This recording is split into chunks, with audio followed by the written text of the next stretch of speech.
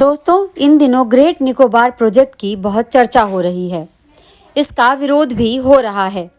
कांग्रेस के पूर्व अध्यक्ष सोनिया गांधी ने समाचार पत्र में एक लेख लिखकर इस प्रोजेक्ट का विरोध किया है। लोकसभा में नेता प्रतिपक्ष राहुल गांधी सहित कई पर्यावरणविद इस प्रोजेक्ट का विरोध कर रहे हैं। आइए ऐसे में जानने की कोशिश करते हैं कि ये प्रोजेक्ट आखिर है क्या और आर्थिक और सुरक्षा के लिहाज से ये कितना अहम है। दरअसल अंडमान निकोबार द्वीप समूह के ग्रेट निकोबार इलाके में केंद्र सरकार ग्रेट निकोबार प्रोजेक्ट बना रही है। ये प्रोजेक्ट 72,000 करोड़ रुपए का है। यह निकोबार द्वीप पर सबसे दक्षिणी और बड़े हिस्से पर बनाया जा रहा है। ग्रेट निकोबार द्वीप भारत की मुख्य जमीन से करीब 1800 किलोमीटर दूर पूर्व में स्थित है। यह बंगाल की खाड़ी में 910 वर्ग किलोमीटर के हिस्से में बन रहा है। इस द्वीप पर इंदिरा पॉइंट भी है, जो इंडोनेशिया के सबसे बड़े द्वीप सुमात्रा से महज 170 किलोमीटर दूर है।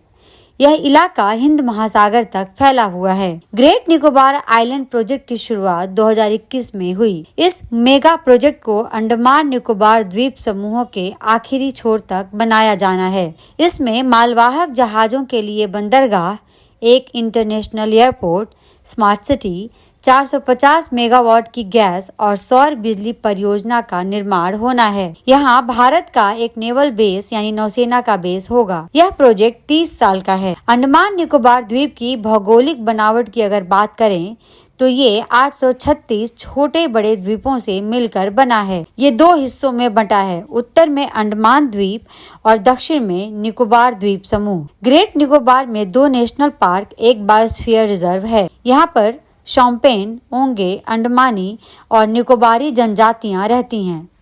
इसके अलावा कुछ गैर आदिवासी आबादी भी यहाँ पर रहती है। इस द्वीप में फिलहाल 8,000 लोग रहते हैं। ग्रेट निकोबार प्रोजेक्ट सामरिक लिहाज से भी अहम माना जा रहा है। इस क्षेत्र में भारत जंगी जहाजी बेड़े, जंगी विमानों और मिसाइलों की तैनाती कर सकेगा।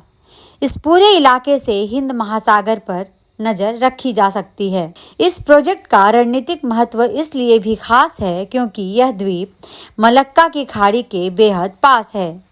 यही वह खाड़ी है जहां से हिंद महासागर और प्रशांत महासागर के बीच जहाज आ जा सकते हैं। इसी मलक्का चैनल से दुनिया के 25% मालवाहक जहाज आते जाते हैं, जबकि चीन अपनी करीब 80% व्यापार इसी रास्ते के जरिए करता है। ये प्रोजेक्ट पूरा कर लेने पर चीन की चाल पर करीबी नजर रखी जा सकेगी। दरअसल चीन ने भारत तक पहुंचने वाले हर समुद्री चेक पॉइंट्स जैसे मलक्का की खाड़ी, सुंडा और लंबक की खाड़ी में अपनी नौसेना की मौजूदगी बढ़ा रखी है, जो भारत के लिए बेहद टेंशन की बात है।